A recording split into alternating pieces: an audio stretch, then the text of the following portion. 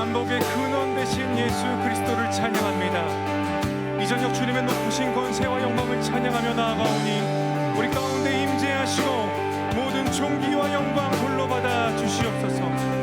주님을 찬양하라, 찬양하라. 복되신 그 세주 예수. 백성들아 사랑을 전하세. 경배하라 하늘의 천군과 천사. 주님 앞에 영광을 돌리세. 목자같이 우리를 지키시고 종일 품에 늘 안아주시니 찬양하라 높으신 권세를. 찬양 찬양 찬양 영원히 드리세.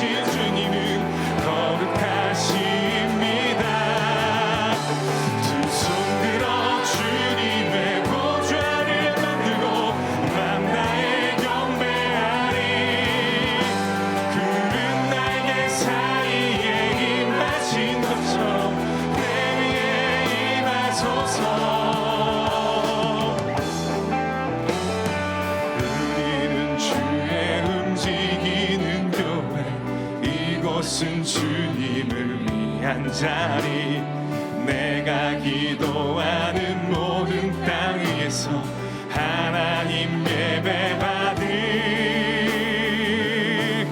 그날을 고대하네. 나의 노래로 주님의 성전을 지으리, 높임을 받으소서. 이스라엘의 찬송 중거하신 주님은 거룩하십니다. 두 손 들어 주님의 보좌를 만들고 맘 다해 경배하리. 아멘. 내게 사이에 임하신 것처럼 내 위에 임하소서. 우리는 주의 움직이는 교회, 이곳은 주님을 위한 자리, 내가 기도하는 모든 땅 위에서 하나님 예배받을 그날을 고대하네.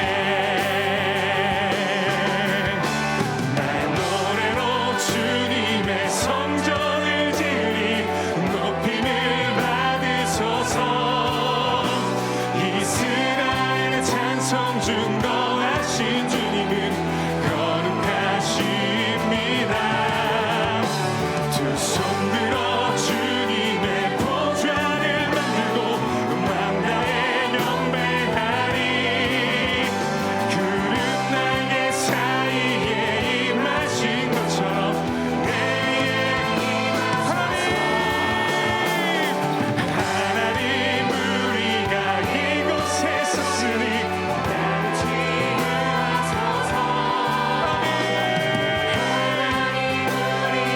어디에 있든지 주를 높이리라. 열방들아 주님 송축할지어다. 그 아래 입 맞추라. 영원한 통치자 주 예수 그리스도, 그는 위대하신 왕. 우리는 주의 움직이는 교회, 이곳은 주님을 위한 자리, 내가 기도하는 모든 땅 위에서 하나님 예배받을 그날을 고대하네. 할렐루야. 찬양받기 합당하신 주님의 이름을 높입니다. 할렐루야.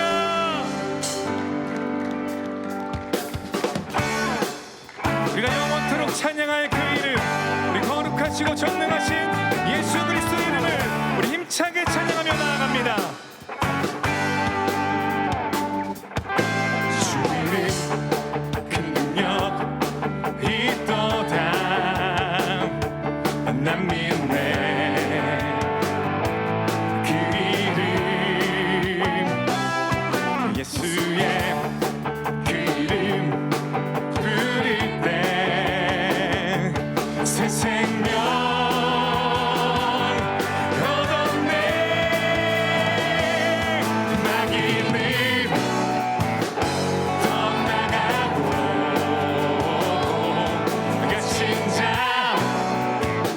자유케 해. 모든 이름보다 더 높은 이름 주 예수. 아멘.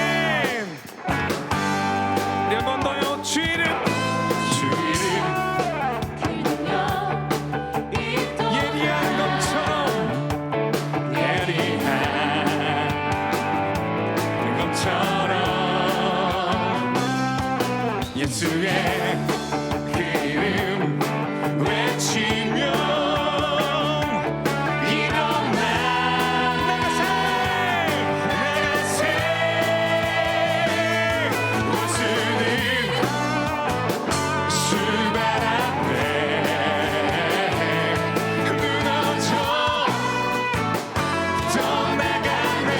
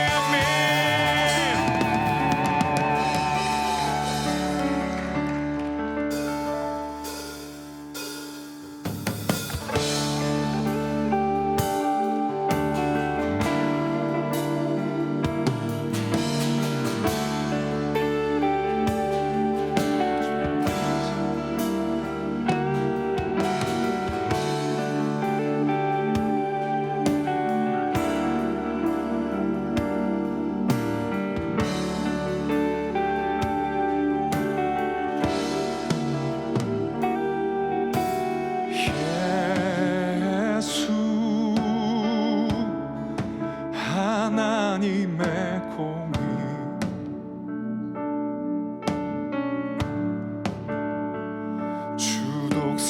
주독생자 그의 나라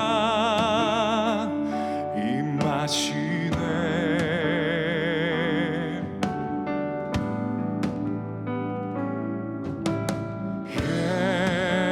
예수 재물이 되신 주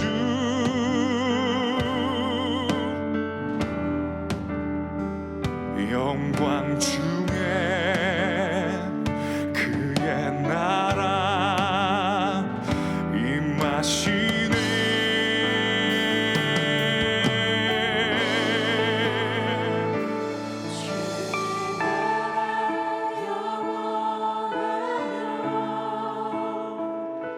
주의 영광 무궁하리 왕의 위엄과 능력이 이제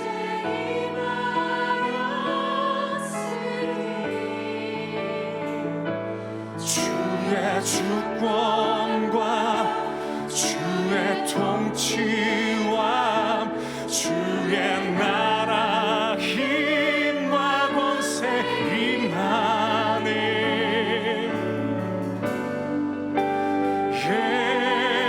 예수 하나님의 공의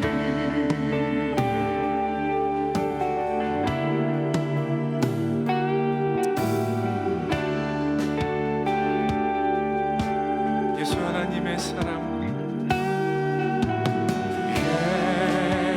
예수 하나님의 사랑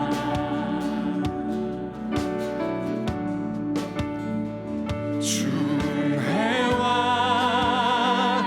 말씀으로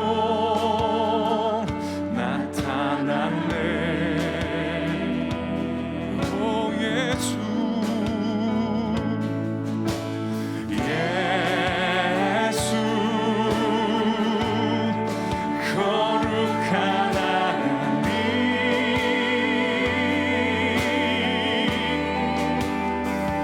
영광 중에 그의 나라 지금 여기 아멘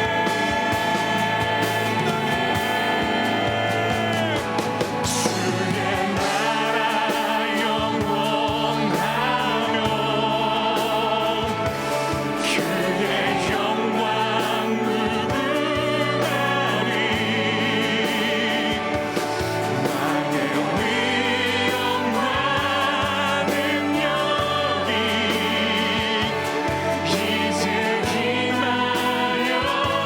임하였으니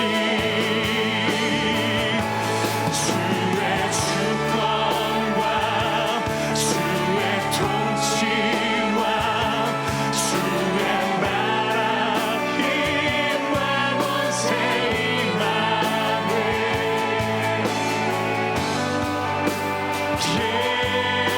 예수 하나님의 공의 주의 나라 영원하며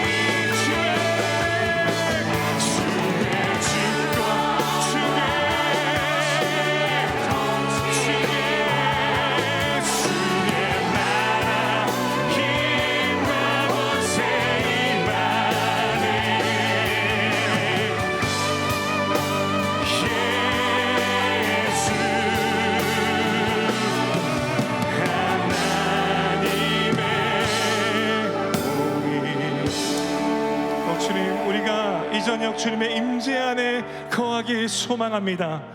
영원한 주님의 나라와 그 영광 안에 들어가 주님의 주권과 통치를 경험하게 하여 주시옵소서. 참된 기쁨과 자유함을 누리는 시간 되게 하여 주옵소서.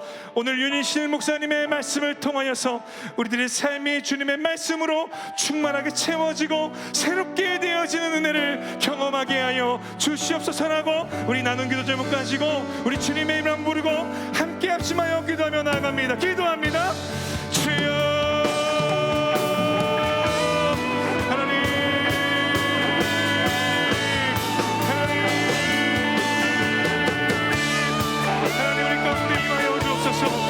찬송을 주님의 보좌 삼아 지금 이미 임재하게 주제 믿습니다. 주님 우리가 또 말씀 가운데 들어가 그 말씀의 임재를 경험하게 소망하오니 주님 주의 말씀으로 우리의 탐낸 마음을 우리의 공허한 마음을 충만하게 채워 주옵소서. 주님 기대함으로 나아갑니다. 갈망한 마음으로 나아갑니다. 주님 은혜 부어 주옵소서. 은혜 더하여 주옵소서. 아버지 하나님께서 함께하여 주시사 우리의 삶이 온전히 하나님께 영광 돌리는 삶이 되게 하여 주옵시고 우리의 삶의 걸음걸음마다 하나님께 응하여 주시사 주님의 말씀과 함께 걸어가는 삶이 되도록 하나님 붙잡아 주시옵소서. 우리의 모든 삶 가운데 함께 하시고 우리를 인도하시고 가르치는 주님께만 영광 돌리는 삶을 사는 우리의 삶이 되게 하여 주옵소서.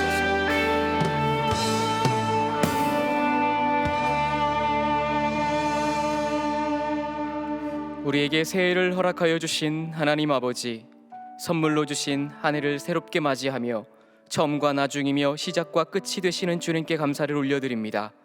새해에는 이전의 후회와 어제의 욕심에 머물러 있지 않게 하여 주시고 새해 달력을 기다리며 2022년의 달력을 내렸듯이 우리 안에 남아있는 모든 죄악과 허물을 거두게 하여 주옵소서. 새해에는 눈 내린 대지에선 벌거벗은 나무들처럼 주님의 말씀에 정직히 서게 하옵소서. 새해에는 눈보라가 닦아놓은 시린 겨울바람에도 아랑곳하지 않고 십자가의 길을 걷게 하여 주옵소서. 그리하여 흰 설원의 지평 위에 그리스도라는 따스한 햇살을 비추는 성도가 되게 하옵소서. 주님, 우리가 올려드린 찬양이 의미 없이 지저귀는 새들의 소리가 아님을 이 시간 이 공간 안에서 우리 스스로 증명하게 하여 주옵소서. 우리가 듣는 주님의 말씀이 허공을 맴돌다 사라지는 공기의 진동이 되지 않도록 성령 하나님께서 임재하여 우리 마음을 찌르고 흔들어 말씀이 곧 삶이 되게 하여 주옵소서. 주님, 이 시간 새날을 선물로 주신 주님의 은혜에 감사하며 예물을 올려드립니다. 이 예물 속에 매일 아침마다 다시 살게 하시는 주님을 향한 감사가 가득하게 하여 주옵소서. 이 시간 주님의 말씀을 듣고자 하오니 갓 세상에 나온 나비가 꽃밭을 발견한 설렘으로 향기로운 말씀 앞에 서게 하여 주옵소서. 우리에게 새날을 허락하여 주신 예수 그리스도의 이름으로 기도드리옵나이다. 아멘. 수요 영성 집회에 오신 여러분을 주님의 이름으로 환영합니다. 앞뒤 좌우에 계신 성도님들과 인사를 나누겠습니다. 주님의 평강을 기원합니다. 주님의 평강을 기원합니다. 오늘 우리에게 주시는 하나님의 말씀은 사사기 17장 5절의 말씀입니다. 다 함께 일어나셔서 하나님의 말씀을 경청하겠습니다. 그 사람 미가에게 신당이 있으므로 그가 에봇과 드라빔을 만들고 한 아들을 세워 그의 제사장으로 삼았더라. 이것은 하나님의 말씀입니다. 아멘. 사사기 하면 우리는 12명의 사사를 떠올리게 됩니다. 12사사 가운데서도 가장 기억에 떠오르는 사사는 아마도 삼손 아니면 기드온일 것입니다. 우리는 자연스레 삼손과 기드온의 기적적인 사건들에 이 사사기에 초점을 맞추게 됩니다. 그런데 우리가 성경을 읽으실 때 어떤 단편적인 사건이나 한 단락, 한 구절에만 치중하지 않고 이 성경을 넓게 펼쳐놓고 앞뒤 좌우 맥락을 보시면서 읽을 필요가 있습니다. 오늘은 삼손의 긴 머리, 강한 힘, 그리고 기드온의 300용사라는 이 기적적인 사건을 뒤로하고 사사기가 말하고자 하는 바가 무엇인지 이 사사기의 전체적인 맥락을 함께 살펴보고자 합니다. 사사기 1장 1절은 이렇게 시작됩니다. 여호수아가 죽은 후에 이스라엘 자손이 여호와께 여쭈어 이르되 우리 가운데 누가 먼저 올라가서 가나안 족속과 싸우리이까. 사사기 1장 1절은 이렇게 시작하고 있습니다. 여호수아가 죽은 후에. 모세의 뒤를 이은 지도자 여호수아, 그는 가나안 땅에 입성하여 이제 이 가나안 땅의 정복 전쟁을 진두지휘해야 했던 지도자였습니다. 그런 그가 죽었는데 이 여호수아의 뒤를 이을 지도자가 없었습니다. 그리고 여전히 가나안 족속의 사람들과 이 정복 전쟁을 지속적으로 하고 있는 상태였습니다. 그래서 1절 말미에 누가 가나안 족속과 싸우리이까 이렇게 말하지 않습니까? 아직 정복 전쟁이 끝난 상태가 아닙니다. 완전히 정복하지 못한 상태입니다. 그 상황을 사사기 1장은 그대로 기록하고 있는데요. 사사기 1장 19절 말씀에 유다가 그들을 쫓아내지 못하였으며 이렇게 말씀하고 있습니다. 좀 빠르게 보겠습니다. 사사기 1장 27절과 28절은 므낫세가 다 쫓아내지 아니하였더라 이렇게 말하고 있고, 29절에 가면 에브라임이 쫓아내지 못하매 이렇게 말하고 있고, 30절 스불론은 쫓아내지 못하였으므로, 32절 아셀은 쫓아내지 못함이었더라, 33절 납달리는 쫓아내지 못하고. 자, 계속해서 어떤 게 반복되고 있습니까? 가나안 족속을 쫓아내지 못하였다라는 것이 반복적으로 기록되어져 있습니다. 이스라엘은 여호수아를 필두로 했던 가나안 정복 전쟁에서 가나안 민족을 모두 쫓아내지 못했습니다. 하나님께서는 이스라엘 백성들에게 가나안 땅에 들어가기 전에 모세를 통해서 이렇게 말씀하십니다. 신명기 7장 2절입니다. 내 하나님 여호와께서 그들을 내게 넘겨 내게 치게 하시리니 그때에 너는 그들을 진멸할 것이라. 그들과 어떤 언약도 하지 말 것이요. 모세를 통해서 가나안 땅에 들어가기도 전에 가나안 족속들을 진멸하고 그들과 어떤 언약도 혼인도 맺지 말아라 이렇게 명령하십니다. 그 이유에 대해서 신명기 7장 4절은 이렇게 기록하고 있습니다. 그가 내 아들을 유혹하여 그가 여호와를 떠나고 다른 신들을 섬기게 함으로. 자, 이스라엘 백성을 유혹하고 여호와를 떠나게 하고 다른 신들을 섬기게 할 것이기 때문에 어떠한 언약도 맺지 말고 진멸하고 혼인도 하지 말라 이렇게 명령하셨습니다. 자, 이를 통해 보건대 이 사사 시대의 시대적 배경은 이와 같습니다. 여호수아가 죽은 후에 지도자가 없는 상태이고 가나안 민족을 완전히 쫓아내지 못한 상태였기 때문에 가나안 민족의 문화와 종교에 굉장히 많은 영향을 받고 있는 상태이며, 이러한 불안정한 정색 가운데 영적으로 타락하고 도덕적으로 매우 타락한 시대였음을 우리가 알 수 있습니다. 그래서 서론인 사사기 1장에서부터 3장 6절까지는 이 사사시대의 불안정한 정세와 신앙적 상태에 대해서 기록하고 있고, 본론인 사사기 3장 7절에서 16장까지는 각 지역을 중심으로 활동해오던 12명의 사사들의 사역을 기록하고 있습니다. 그리고 마지막 결론부인 17장에서 21장까지는 미가라는 한 인물과 단 지파의 사건, 그리고 레위인의 첩에 대한 비참한 사건을 통해서 이스라엘의 신앙적 무지와 도덕적 타락성을 다루고 있습니다. 여기서 중요한 것은 이 사사기가 연대기 순으로 쓰여지지 않았다는 것입니다. 자, 그러니까 서론인 1장에서 3장 6절까지는 이 사사기의 배경, 여호수아가 죽었고 지도자가 없고 가나안 족속을 쫓아내지 못해서 가나안 족속의 문화와 종교에 많은 영향을 받고 있음으로 인해 발생된 이스라엘의 신앙 변질의 구체적인 이 사례를 보여주고자 본론에는 사사기의 배경을 기록하고 17장에서 21장 결론부에는 그 극한 타락의 사건을 보여줬음을 우리는 알 수 있습니다. 자, 그렇다면 이 사사 시대의 신앙적 변질, 도덕적 타락이 어떻게 일어났을까요? 우리는 그 모습을 이스라엘 민족 가운데 단 한 가정을 통해서 발견할 수 있습니다. 사사기 17장 1절의 말씀입니다. 에브라임 산지에 미가라 이름하는 사람이 있더니. 자, 미가라는 사람이 살았던 곳은 에브라임입니다. 자, 이 지도는 12지파가 나눠 가진 땅의 분배의 모습인데요. 이 에브라임 지파가 차지했던 땅은 매우 울창한 산림지대로 토양이 비옥하고 수확물이 많은 지역이었습니다. 이 에브라임 지역 산지 출신이었던 이 미가라 하는 사람이 있었는데, 이 미가의 어머니는 이 에브라임 지파 지역에 사는 사람들 중에서도 큰 부자였습니다. 사사기 17장 2절의 말씀입니다. 그의 어머니에게 이르되 어머니께서 은 1,100을 잃어버리셨으므로 저주하시고 내 귀에도 말씀하셨더니, 자, 미가의 어머니가 은 1,100세겔입니다. 1,100세겔을 잃어버렸습니다. 우리말로 잃어버렸다고 하니까 실수로 돈을 잃어버렸거나 어디에 두었거나 기억나지 않거나 라는 뉘앙스로 우리가 느껴지게 되지만, 원문을 보면 잃어버렸다라고 쓰인 히브리어는 루카흐인데 이거의 원형이 라카흐입니다. 이 라카흐는 취하다라는 뜻을 가지고 있습니다. 그러니까 이 원문에 맞게 번역하면 그의 어머니가 은 1,100세겔을 도둑 맞았다라고 읽으시면 됩니다. 미가의 어머니는 은 1,100세겔을 누군가에게 도둑 맞아 버렸습니다. 여기서 은 1,100세겔이라고 하니까 이 금액이 얼마의 가치가 있는지 우리는 정확히 알 수가 없습니다. 세겔은 본래 10,000원, 50,000원, 100,000원처럼 화폐 단위가 아니라 구약 시대에는 중량의 단위였습니다. 그러니까 1세겔은 11.4g이었는데요. 은 1,100세겔을 이 중량의 단위로 합해 보면 약 12.54kg입니다.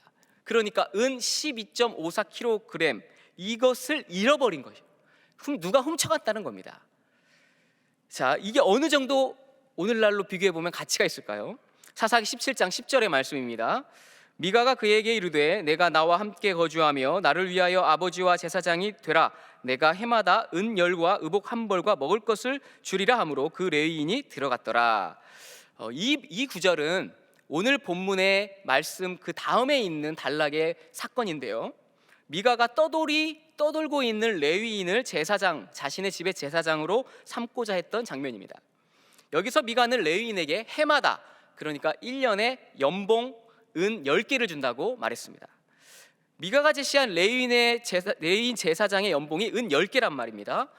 그러면 제사장 연봉의 110배에 달하는 금액을 도둑 맞은 겁니다. 만약 우리가 지금 현재 연봉 3,000이라고 하면 110배 33억이고 5,000이라고 하시면 55억을 도둑 맞았습니다. 그러니까 이런 큰 금액을 도둑 맞았으니까 이 미가의 어머니가 저주를 퍼붓고도 남지 않겠습니까? 도대체 누가 훔쳐간 거야? 우리 수중에 10,000원짜리 한 장만 누가 도둑질했다고 생각해도 여러분 잠을 못 주무실 겁니다. 도대체 어떤 놈이 가져갔을까? 내가 찾고야 말리라. 이렇게 큰 금액이 도둑 맞아 버렸으니까 저주를 퍼붓고도 남은 상태였습니다. 그런데 이 드라마의 스토리가 굉장히 이상하게 꼬여갑니다. 사사기 17장 2절에 보니까 이 큰 돈을 훔쳐간 사람이 누구입니까? 바로 아들인 미가입니다. 자, 17장 2절을 다시 한번 보겠습니다. 보소서, 그 은이 내게 있나이다. 내가 그것을 가졌나이다. 자, 이것을 제가 세번역 성경으로 다시 한번 읽어드리겠습니다. 누군가가 은돈 1,100냥을 훔쳐갔을 때에 어머니는 그 훔친 사람을 저주하셨습니다. 나도 이 귀로 직접 들었습니다. 보십시오, 그 은돈이 여기 있습니다. 바로 내가 그것을 가져갔습니다. 어머니의 큰 돈을 훔쳐간 사람은 바로 아들 미가였습니다. 미가는 어머니의 저주의 말을 들어서인지 이 도둑질한 것을 실토합니다. 그런데 어머니의 반응이 아주 가관입니다. 17장 2절 말씀 보시면 말미에 그의 어머니가 이르되 내 아들이 여호와께 복받기를 원하노라. 여러분, 이상하지 않습니까? 아들이 돈을 훔쳐갔는데 돈을 훔친 아들을 크게 훈육해도 모자를 파네 아들이 여호와께 복받기를 원한다고 기도하고 있습니다. 여호와께서 너에게 복 주기를 원한다 말하고 있습니다. 이때 당시 시대에는 만약 내가 저주의 맹세를 하면 이 저주의 맹세를 철회하기 위해서 반드시 축복의 말을 해야 했습니다. 그러니 이 훔쳐간 사람이 아들인지 몰랐을 때는 저주를 퍼부었는데 아들인 걸 알고는 어떻게 합니까? 아들한테 저주가 가면 안 되지 않겠습니까? 그러니까 축복의 말을 하는 겁니다. 네가 복받기를 원한다. 축복의 말을 하는 겁니다. 그래서 미가는 어머니가 훔친 돈을 그 말을 듣고 이제 돌려주는 거예요. 그 장면이 3절에 기록되어져 있습니다. 미가가 은 1,100을 그의 어머니에게 도로 주매 그의 어머니가 이르되 내가 내 아들을 위하여 한 신상을 새기며 한 신상을 부어 만들기 위해 내 손에서 이 은을 여호와께 거룩히 드리노라. 그러므로 내가 이제 이 은을 내게 도로 주리라. 훔쳐갔던 돈을 아들에게 그대로 줍니다. 종합하면 이렇습니다. 1,100을 돌려받고 아들이 저주받지 않도록 축복의 말을 합니다. 그리고 여호와께 거룩히 구별하여 바치겠다고 말합니다. 주님께 바친 돈으로 신상을 부어 만들겠다 했습니다. 그리고 그 신상을 만들라고 미가 아들에게 돈을 다 돌려줍니다. 그랬는데 이상하게도 아들이 이 돈을 받지 않습니다. 그러니까 이 어머니가 어떻게 하냐면 이 은 1,100세겔 중에 은 200세겔을 따로 가져다가 은장세겔에게 주어 신상을 만듭니다. 그 내용이 4절에 기록되어져 있습니다. 미가가 그 은을 그의 어머니에게 도로 돌려주었으므로 어머니가 그 은백을 가져다 은장세겔에게 주어 한 신상을 새기고 한 신상을 부어 만들었더니 그 신상이 미가의 집에 있더라. 은 200세겔로 이 신상을 만들게 되었는데 그 우상 하나는 새긴 우상, 또 하나는 부어 만든 우상. 그러니까 우상이 몇 개죠? 2개입니다. 자, 여기에서 새긴 우상이라고 쓰인 히브리 단어는 이 팥살인데 팥살은 원래 자르다라는 뜻입니다. 이 말을 성경에서 어떻게 기록하고 있냐면 새긴 우상 혹은 아로 새긴 목상이라고 기록합니다. 이때 시대에 새긴 우상이나 아로 새긴 목상은 나무를 자르면서 나무를 잘라서 만든 우상인데 대부분 가나안의 여신인 아세라와 아스다롯 신상이었습니다. 자, 두 번째는 부어 만든 우상인데 이는 마세카라고 부르는데 히브리 원형인 나사크입니다. 그 말은 쏟아 붓다라는 뜻입니다. 이것은 금속을 용해시켜서 만든 우상, 그러니까 아론이 만든 금송아지와 같은 우상입니다. 이 2개의 우상이 어디에 있었냐고 말하고 있냐면 미가의 집에 있더라 이렇게 말씀하고 있습니다. 그러니까 어머니가 2개의 신상을 의뢰 제작해서 이 2개의 신상을 어디로 보내냐면 아들의 집으로 보냅니다. 배송합니다. 그리고 어머니가 만들어 보낸 2개의 신상은 미가의 집에 즉시 설치되었습니다. 17장 5절의 말씀입니다. 그 사람 미가에게 신당이 있으므로 그가 에봇과 드라빔을 만들고 한 아들을 세워 그의 제사장으로 삼았더라. 야, 여기서 우리는 이 미가와 그의 어머니가 왜 이렇게 이해할 수 없는 모습을 보였는지 알 수 있습니다. 이 미가라는 한 사람 개인의 집에 신당이 있었습니다. 그리고 어머니가 보낸 이 2개의 신상을 자신의 개인 신당에 두었습니다. 여기서 신당이라고 쓰이니까 우리 문화로 이해하게 되면 으스스한 분위기에 돌 무더기가 이렇게 쌓여져 있고 큰 나무에 각양각색의 천들이 감겨 있는 모습을 상상하게 됩니다. 그런데 이것은 우리나라가 가지고 있는 미신적인 신당의 모습입니다. 본문에 쓰인 신당으로 쓰인 히브리 단어는 베트 엘로힘입니다. 베트는 집이라는 뜻이고 엘로힘은 유일신이신 하나님 혹은 모든 이방 신들을 지칭하는 단어입니다. 그래서 이를 번역하면 하나님의 집 혹은 신들의 집입니다. 자, 그런데 미가와 그의 어머니의 지금까지의 모습을 우리가 살펴보면 이것을 이방 신들의 집으로 세운 것은 아닌 것 같습니다. 그러면 어떤 집으로 세웠을까요? 하나님의 집, 여호와의 성소로, 개인의 집에 여호와의 성소로 하나님의 집으로 세워놓았다는 겁니다. 자, 거기서 그치지 않았습니다. 미가는 자신이 세운 하나님의 집에 에봇과 드라빔을 만들어 놓았고 자신의 아들을 제사장으로 삼아버렸습니다. 왜 그렇습니까? 여호와의 집, 여호와의 성소니까 제사장 세워서 여호와의 집처럼 만들어 놓은 것이죠. 어머니가 보낸 2개의 신상을 세워놓고 또 자신은 에봇과 드라빔을 만들었습니다. 자, 그런데 왜 에봇과 드라빔을 만들었을까요? IVP 출판사에서 출판된 성경 문화 배경 사전이라는 책에 보면 이 에봇을 이렇게 기록하고 있어요. 표현하고 있습니다. 대제사장이 겉옷 위에 입는 거룩한 옷, 하나님의 뜻을 묻는 수단으로도 사용되어 대제사장의 의복 중 가장 대표성을 띠는 의복이었다. 자, 그런데 이 에봇은 누구만이 입을 수 있었냐면 대제사장만이 입을 수 있는 옷입니다. 출애굽기 28장 2절 말씀에 보면 내 영 아론을 위하여 거룩한 옷을 지어 영화롭고 아름답게 할지니 자, 내 형 아론이 대제사장이었는데 이 아론의 자손들만이 대제사장이었습니다. 이 대제사장들이 입는 거룩한 옷을 지라고 말씀하셨는데 출애굽기 28장 6절의 말씀에 보면 이것을 정교하게 짜서 에봇을 짓되 이렇게 말합니다. 그러니까 거룩한 옷은 곧 무엇이냐면 에봇입니다.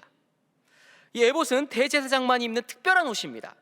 에봇을 입었다는 것은 그가 대제사장이고 그는 오직 레위 지파 아론의 자손들에게만 허락된 옷임을 우리가 알 수 있습니다. 출애굽기 29장 9절의 말씀입니다. 아론과 그의 아들들에게 띠를 띄우며 관을 씌워 그들에게 제사장의 직분을 맡겨 영원한 규례가 되게 하라. 자, 이 사진이 바로 에봇, 이 옷을 표현해 놓은 사진인데요. 에봇은 겉옷을 입고 그 위에 12개의 보석이 박힌 앞에 판결 흉패를 붙입니다. 그리고 그 판결 흉패 안에 2개를 넣는데 우림과 둠빔, 많이 들어보셨죠? 우림과 둠빔, 이것은 무슨 뜻이냐면 빛과 완전함이라는 뜻인데 이 우림과 둠빔을 이 판결 흉패 안에 넣습니다. 그리고 이 옷을 입고 대제사장이 여호와의 성소에 들어가서 하나님의 뜻을 구하고 묻습니다. 그러면 그곳에서 하나님이 말씀하여 주시고 하나님이 이 대제사장을 통하여서 이스라엘 백성들에게 말씀을 전하게 하십니다. 그러니까 이 에봇은 하나님의 뜻을 구하는 대제사장의 옷이라고 여겨졌습니다. 그런데 이 거룩한 에봇이 사사시대에 이르러서 점점 미신적으로 변질되기 시작합니다. 대제사장이 입는 이 에봇이 하나님의 뜻을 구하니까 마치 점치는 것처럼 신성한 옷으로 여기기 시작했고 이를 우상화하는 현상이 일어났습니다. 사사기 8장 27절의 말씀입니다. 기드온이 그 금으로 에봇 하나를 만들어 자기의 성읍 오브라에 두었더니 온 이스라엘이 그것을 음란하게 위함으로 그들이 기드온과 그의 집에 올무가 되니라. 자, 여기서 음란하게 위함으로라고 쓰인 히브리 단어 자아는 간음하다, 우상을 섬기다라는 뜻입니다. 자, 이 에봇은 대제사장만이 입고 여호와의 성소에만 들어갈 수 있습니다. 그런데 기드온이 자기 성읍 오브라에 에봇을 두었습니다. 그러니까 이스라엘 백성들이 여호와의 성소로 가는 게 아니라 기드온의 집에 와서 기드온에게 에봇 입고 하나님 뜻을 구해주세요, 점쳐주세요, 그런 거예요.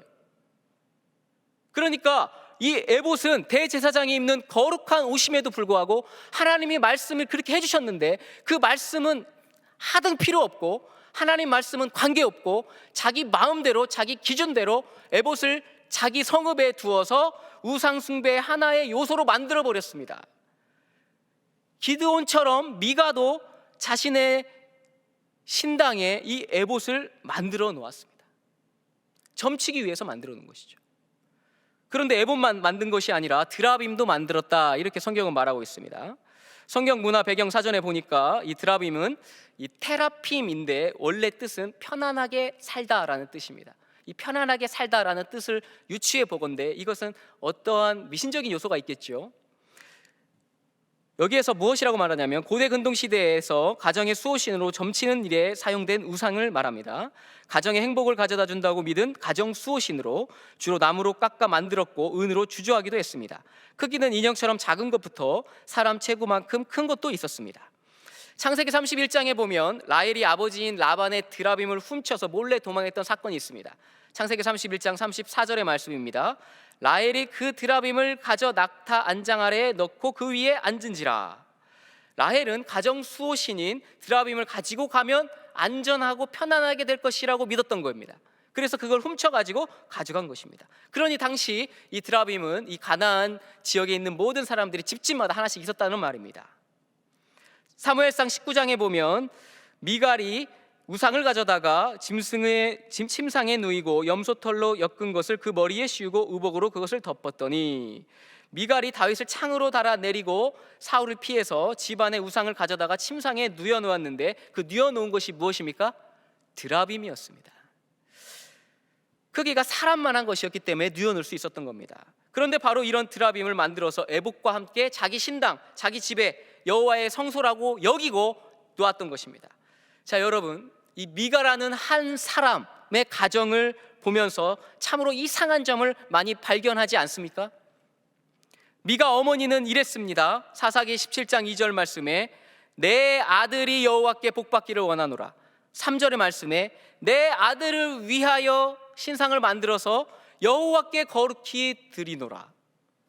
다 여호와께 이렇게 말하고 있습니다. 분명 하나님께 기도도 하고요, 하나님께 드린다고 헌금도 합니다.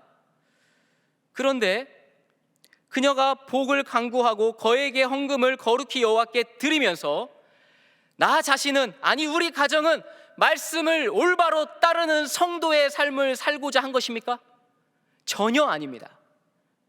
그녀는 내 아들이 복받기만을 위해 기도했고, 내 아들을 위해 하나님이 금지한 신상, 우상을 만들어 놓고 그 신상을 여호와께 거룩히 드린다고 이상한 말을 합니다. 그녀의 삶의 중심은 오직 자기 아들이 복받는 것에만 있습니다. 하나님 중심이 아닙니다. 미가는 어떻습니까? 사사기 17장 5절 말씀에 그 사람 미가에게 신당이 있으므로 그가 에봇과 드라빔을 만들고 한 아들을 세워 그의 제사장으로 삼았더라. 대제사장만이 입을 수 있는 에봇을 만들어서 하나님의 뜻을 알고자 했습니다. 동시에 이방인들이 신의 뜻을 알고자 점치는 우상인 드라빔도 만들었습니다. 미가는 왜 여호와의 성소를 만들어서 에봇과 드라빔을 두었습니까? 하나님의 말씀을 잘 듣고 하나님의 뜻을 잘 알아 이 세상에서 내가 선지자적 삶을 살겠노라 한 것입니까? 전혀 아닙니다. 그는 에봇과 드라빔으로 점을 잘 쳐서 오직 이 세상에서 복을 누리며 살겠다라는 생각뿐이었습니다. 그래서 성경은 그의 제사장으로 삼았더라. 자기 자신을 위해 아들까지 제사장으로 삼아버립니다. 하나님 말씀은 아무 상관이 없습니다. 자기 임의대로 아들을 제사장으로 삼았습니다. 여기 앉아있는 저와 여러분은 에봇과 드라빔을 만들어서 집안에 두지 않았으니 미가와는 다르다고 생각할지 모르겠습니다. 허나 그렇지 않습니다. 오늘날 많은 교회와 성도들이 이렇게 기복적이며 혼합주의적인 신앙에 빠져 있습니다. 자신들만의 에봇과 드라빔을 만들고 복받기만을 원합니다. 이것의 문제는 복받는 것에 있는 것이 아니라 자기 중심성에 있습니다. 하나님 말씀을 잘 따라가려는 기준, 그 중심성에 있습니다. 하나님 말씀은 아랑곳하지 않고 오직 자기 중심적으로 삶을 살아간다는 데 있습니다. 미가나 그의 어머니나 모두 자기 자신을 중심으로 하나님을 찾기도 하고 우상을 만들기도 하고 이방신도 찾았습니다. 1882년 독일의 철학자 프리드리히 니체가 그의 저서 즐거운 학문에서 이렇게 말했습니다. 우리가 신을 죽였다. 너희와 내가, 우리 모두가 신을 죽인 살해자다 라고 이렇게 외쳤습니다. 그래서 우리가 니체라고 하면 이 단어를 기억하죠. 신은 죽었다. 그렇다면 이때 니체가 말한 신이 죽었다라는 이 신의 죽음은 무엇을 뜻할까요? 철학과 신학을 공부하셨던 김용규 작가가 쓴 그리스도인은 왜 인문학을 공부해야 하는가, 그의 저서 67페이지 신의 죽음과 그 이후의 풍경들에서 저자는 이렇게 말했습니다. 제가 그 내용을 그대로 읽어드리겠습니다. 15세기 르네상스, 16세기 과학혁명, 17세기 계몽주의, 18세기 산업혁명, 19세기 실증주의와 다윈의 진화론이 등장하면서 그동안 신이라는 이름으로 추구해왔던 신본주의 가치들에서 차츰 등을 돌리기 시작했습니다. 그리고 이성, 합리성, 과학, 평등, 자유와 같은 인본주의 가치들을 지향하며 신처럼 숭배하기 시작했다. 바로 이것을 두고 니체는 신은 죽었다라고 표현한 것입니다. 따라서 신은 죽었다는 말은 인간이 신이 되었다라는 놀라운 선언이기도 했습니다.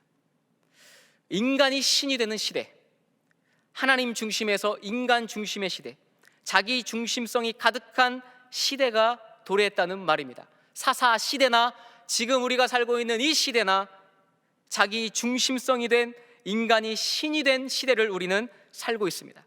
그래서 예루살렘 히브리 대학교 역사 교수인 유발 하라리는 그의 책 제목을 이렇게 말했습니다. 호모 데우스, 인간이 신이 되었다. 그의 책 제목이 이렇습니다. 사사 시대나 지금이나 똑같지 않습니까? 바로 자기 자신이 신이 된 시대, 하나님을 믿는다 하면서도 우상을 만들고 하나님을 믿는다 하면서도 하나님의 말씀과 전혀 상관없이 사는 시대, 하나님께서 무엇을 말씀하고자 하는지 들으려 하지 않는 시대, 내 기준과 가치로 하나님의 말씀을 재단하는 시대. 그래서 미가는 자신의 집에 여호와의 성소를 만들어 놓고 에봇과 드라빔까지 만들어 놓았습니다. 하나님을 온전히 믿는 신앙인이라면 절대 할 수 없는 행동들 아니겠습니까? 서두에 제가 가나안 시대의 12지파에 정착했던, 정복전쟁했던 지도를 보여드렸습니다. 다시 한번 이 지도를 보십시오. 미가의 집이 어디에 있습니까? 에브라임 지파 지역에 있습니다. 그렇다면 당시 여호와의 성소는 어디에 있었을까요? 저기 보시면 실로라고 적혀 있지 않습니까? 여호와의 성소는 실로에 있었습니다. 여호수아 18장 1절의 말씀입니다. 이스라엘 자손의 온 회중이 실로에 모여서 거기에 회막을 세웠으며 그 땅은 그들 앞에서 돌아와 정복되었더라. 실로에 여호와의 언약궤가 있는 회막, 여호와의 성소가 있었습니다. 하나님의 집은, 여호와의 성소는 실로에 있었습니다. 미가는 어느 지파 사람이라고 했습니까? 에브라임 지파. 에브라임 지역 안에 실로가 있습니다. 그가 사는 지역에서 아주 근거리에 여호와의 성소가 있음에도 불구하고 자기 집에 여호와의 성소를 따로 만들어 놓았습니다. 그리고 그곳에 대제사장이 입는 에봇과 드라빔을 만들어 놓았다는 겁니다. 이것이 무엇을 의미합니까? 자기 중심성 아니겠습니까? 내 마음대로 해도 돼. 내 마음대로 살아도 돼. 기준이 자기 자신에게 있는 한 우리는 영원히 에봇과 드라빔을 만들고 사는 미가와 다를 바 없는 삶을 살 수밖에 없습니다. 사랑하는 교우 여러분, 2023년 새해가 밝았습니다. 올 한 해 여러분은 어떤 계획을 세우셨습니까? 아니, 어떤 신앙적 삶을 추구하고자 하십니까? 그저 아무 생각 없이 새해를 맞이하면 우리에게는 아무런 실존적 변화가 없습니다. 이제 우리에게 필요한 것은 명확한 기준입니다. 그 기준은 바로 주님의 말씀입니다. 우리에겐 기준이 있습니다. 우리에게 기준이 없는 게 아닙니다. 여러분, 우리가 가지고 있는 이 하나님의 말씀이 우리 삶의 기준이요, 우리의 인생 설명서입니다. 매뉴얼입니다. 이 말씀을 기준으로 삼기를 바랍니다. 여러분, 주님의 말씀을 들으려 하지 않고 듣고 싶은 것만 들으려 하는 자기 중심성에서 빠져나오시기 바랍니다. 성경을 통해 말씀하고자 하는 하나님의 뜻을 들으려 하지 않고 내가 듣고 싶은 것만 들으려 하는 그러한 유혹에서 벗어나시길 바랍니다. 하나님은 들러리가 되고 자기 자신이 신의 자리에 앉아 호모 데우스의 삶에서 살려고 하는 그 유혹에서 벗어나시기 바랍니다. 내 아들이 복받기만을 원한다고 기도하고 거에게 헌금을 드려 신상을 만들었지만 그 신상을 여호와께 거룩히 드린다고 말하는 그러한 이상한 행동에서 벗어나시기 바랍니다. 에봇과 드라빔을 만들어 자기 욕망을 이루면서도 이것이 여호와의 성소다라고 말하며 나 예배드리고 있어, 나 잘 믿고 있어라고 착각하는 그러한 삶에서 벗어나시기 바랍니다. 실제로는 기복주의와 종교 혼합주의에 빠져 있음에도 내가 그것에 빠져 있는지조차 인식조차 못하고 있는 그런 우두담과 어리석음에서 벗어나는 저와 여러분이 되시기를 바랍니다. 이제는 우리 안에 있는 이 에봇과 드라빔을 모두 깨트리는 영적 제각성을 일으키는 2023년이 되시기를 간절히 바랍니다. 그동안 우리를 사로잡고 있던 이 에봇과 드라빔의 굴레를 깨고 기독교 세계관의 대전환을 이루는 2023년의 새해를 맞이합시다. 그리하여 자기 중심성에서 벗어나 하나님의 말씀을 기준으로 삼아 사사시대와 같이 영적으로 타락한 이 시대를 깨우는 진리의 성도들, 호모 데우스가 아니라 모든 영광과 존귀와 영광을 하나님께만 드리겠다고 외치고 살아가는 성도들이 되시기를 간절히 바랍니다. 기도하겠습니다. 우리에게 새날을 허락하여 주신 하나님 아버지, 우리는 지금까지 미가와 그의 어머니처럼 자신의 집에 신당을 세우고 에봇과 드라빔을 만들었음을 고백합니다. 우리는 인간 자신이 신이 되었다는 니체의 표현처럼 스스로 신이 되어 하나님을 들러리로 만들어버렸습니다. 그동안 우리는 듣고 싶은 것만 들으려 했고 자기 중심성에 빠져 성경을 통해 말씀하고자 하시는 주님의 뜻을 들으려 하지 않았습니다. 분명 하나님을 믿고 예배 드리는 것 같으나 미가의 어머니처럼 자신의 손으로 새긴 우상과 부어 만든 우상을 만들었으며 미가처럼 자신의 집에 신당을 짓고 에봇과 드라빔을 만들었습니다. 미가와 그의 어머니는 이를 통해 오직 자신들의 삶의 복을 갈구했고 어떤 선지자적 삶을 살려고도 하지 않았습니다. 우리는 도대체 무엇을 믿고 왜 예수님을 믿고 있는지 이들을 통해 우리 자신을 되돌아보게 하여 주옵소서. 무엇보다 우리를 사로잡고 있었던 에봇과 드라빔의 굴레를 깨고 오직 하나님의 말씀이 삶의 기준이 되게 하여 주시옵소서. 주님, 2023년 1월 우리는 새해가 되어 마치 새로운 존재로 태어난 것과 같은 착각을 합니다. 그러나 불과 며칠 전 2022년 12월 31일에 나와 현재의 나는 어떤 존재력적 변화도 없었습니다.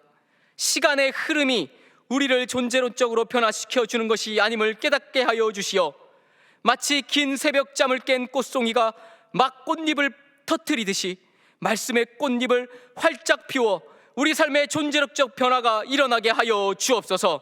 우리를 말씀으로 변화시켜 주시는 예수 그리스도의 이름으로 기도드리옵나이다. 아멘. 이제 우리 다 함께 우리 삶을 변화시켜 주시는 주님 앞에 마음을 다해 찬양을 올려드립니다. 시작과 끝이 되시며 처음과 나중이 되시는 주님, 우리를 변화시키고 성도의 삶을 살게 하시며 이 땅에 소망을 가지고 살게 하시는 오직 한 분, 우리 하나님께 영광을 올려드립시다. 주님 큰 영광 받으소서. 함께 찬양하겠습니다. 주님 큰 영광 받으소서. 홀로 찬양 받으소서. 홀로 찬양 받으소서. 모든 이름 위에 뛰어난 그 이름, 그 이름 위에 뛰어난 그 이름. 온 땅과 하늘이 다 찬양해. 땅과 하늘이 다 찬양해. 겸손하게 우리 무릎 꿇고 주 이름 앞에 영광 돌리세. 모두 절하세. 모두 절하세. 독생자 예수 주님께 찬양 드리세. 모든 영광과 존귀와 능력 받으소서. 받으소서. 영광과 존귀와 능력 받으소서.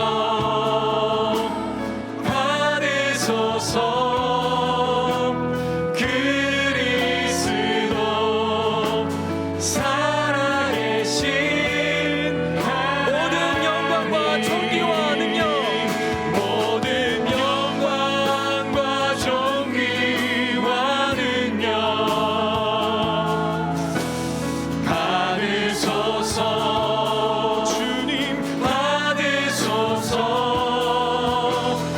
영광과 존귀와 능력 받으소서. 받으소서. 그리스도 살아계신 하나님. 주님을 찬양하오리. 주님을 찬양하오리. 주님을 경배하오리. 주님을 경배하오리. 왕이신 예수여 오셔서. 왕이신 예수여 오셔서 좌정하사 다스리소서. 주님을 찬양하오리. 주님을 찬양하오리. 주님만을 경배하오리. 주님을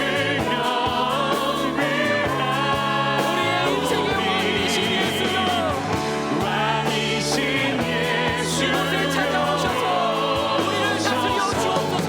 좌정하사 다스리소서. 마지막으로 주님을 찬양하오리. 주님을 찬양하오니. 주님을 경배하오니. 영원한 왕이 되신 예수여, 왕이신 우리 삶에 찾아오셔서 우리의 다스려 주옵소서. 좌정하사 다스리소서. 우리 시간 사사기 17장 5절의 말씀을 믿음으로 선포하겠습니다. 그 사람 미가에게 신당이 있으므로 그가 에봇과 드라빔을 만들고 한 아들을 세워 그의 제사장으로 삼았더라.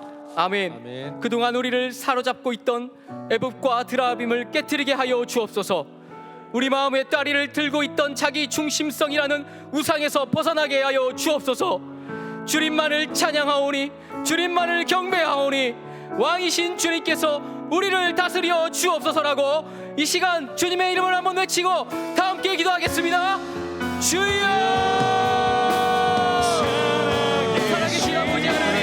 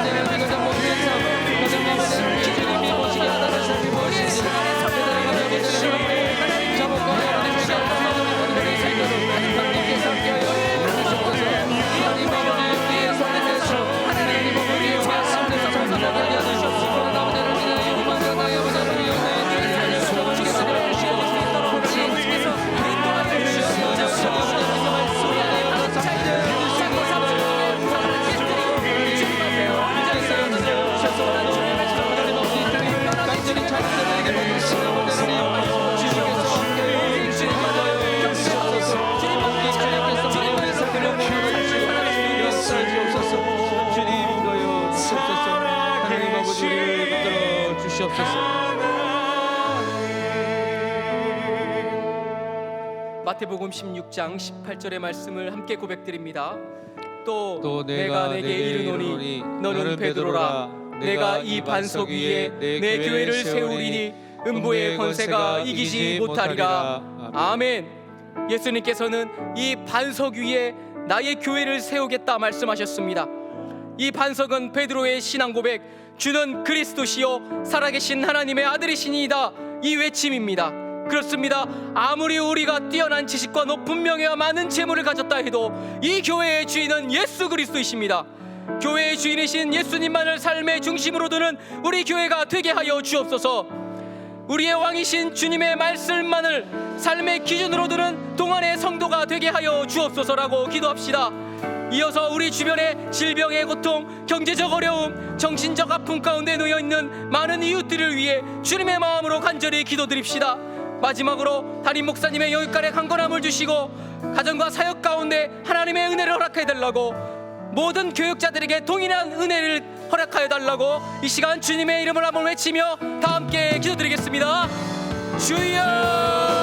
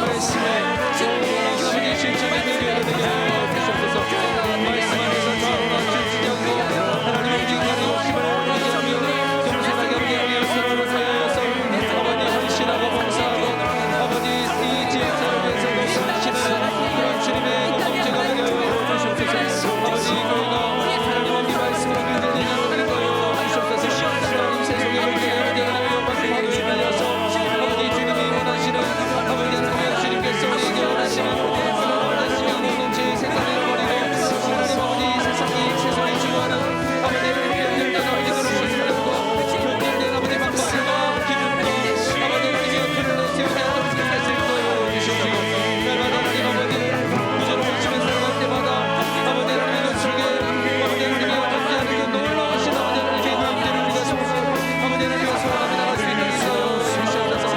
하나님 아버지 위해서 아버지 하나님의 원하시는 그런 아버지 하나님의 공격을 하기를 바랍니다. 아버지 나라의 삶을 건강하게 건강하여 주시고 아버지 하나님이여 가족과 사역 가운데 하나님의 은혜가 충만할 수 있도록 인도하여 주시고 하나님 나의 목소리를 복잡히 많은 공격자들 하나님께서 하나님 주님께서 감사하시고 하나님 아버지 모든 영역에 아버지 하나님 영광을 받도록 우리 주님께서 채워주시옵소서. 하나님 날마다 날마다 주님께서 넘치는 은혜로 채워주시고 물질을 위하여 가장들을 인도하여 주시고 먼저 주나라와 그 일을 이루어갈 때에 이 모든 것이 저에게 너희를 말씀을 믿게 믿고 하나님 아버지 챙기게 하사며 하나님 아버지 나그네 되었으며 하나님 아버지 주님의 종된 사람들을 잘 감당해 나갈 수 있도록 예수님 하여 주시옵소서. 하나님 아버지 당뇨 체질이 없다는 의미여 주님께서 기억하여 주시고 아버지 이 공동체 중에서 내가 먼저 아버지 드려진 바되고 하나님 아버지 드려진 바되어서 하나님 아버지 앞에 더욱더 충성하시는 수 있도록 인도하여 주시며 날마다 아버지 하나님 영상을 하나님이 원하시는 그 모습들을 바라보며 나갈 수 있도록 주님 인도하여 주시옵소서. 우리 다 함께 창세기 45장 5절의 말씀을 선포하겠습니다. 당신들이 나를 이곳에 팔았다고 해서 근심하지 마소서, 한탄하지 마소서. 하나님이 생명을 구원하시려고 나를 당신들보다 먼저 보내셨나이다. 아멘. 요셉은 자신을 노예로 팔아버린 형들에게 방금 이렇게 고백했습니다. 하나님이 생명을 구원하시려고 나를 당신들보다 먼저 보내셨나이다. 노예로서 비참하게 살아야 했던 날들, 억울하게 옥살이를 해야 했던 고난의 시간들, 자신이 겪었던 고통의 날들보다 더 중요한 것은 하나님의 인류 구원의 계획이었습니다. 지금 우리 삶은 참으로 힘이 듭니다. 이 나라는 하루하루 살얼음판을 걷는 것과 같습니다. 전쟁의 위험, 분열과 갈등, 경제적 한파, 수많은 문제가 우리 앞에 놓여 있습니다. 그러나 요셉처럼 우리의 생명을 구원하시려는 하나님의 섭리를 인정하게 하여 주옵소서. 이 나라와 인류를 구원하시는 하나님을 믿고 신뢰하게 하여 주옵소서라고 이 시간 이 나라와 이 민족을 위해서 주의 이름을 한번 크게 외치고 함께 기도하겠습니다.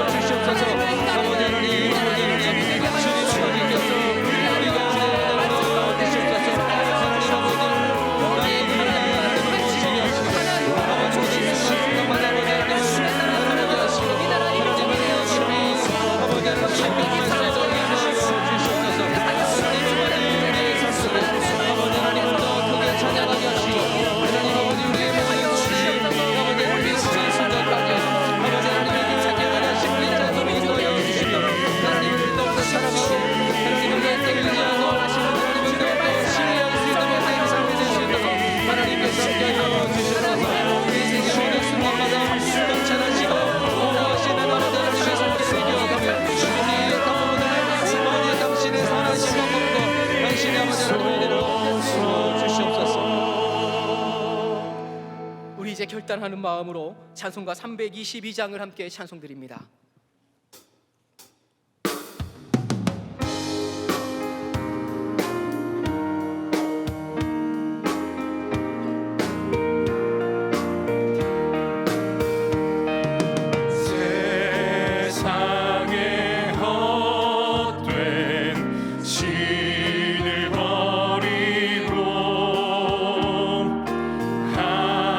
하나님 이름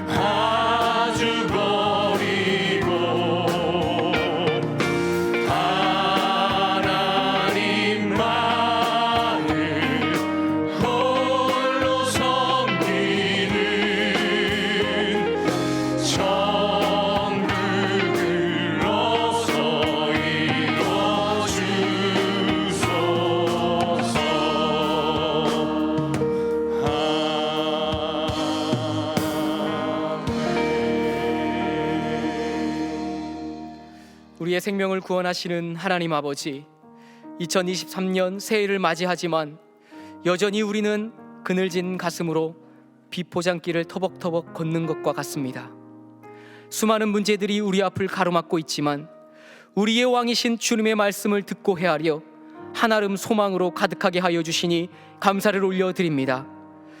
이제는 우리 신앙의 시간 위에 새로운 존재적 변화를 그리게 하여 주시어 새하얀 도화지에 그려진 그림처럼 말씀의 그림을 아름답게 그려나가게 하여 주옵소서.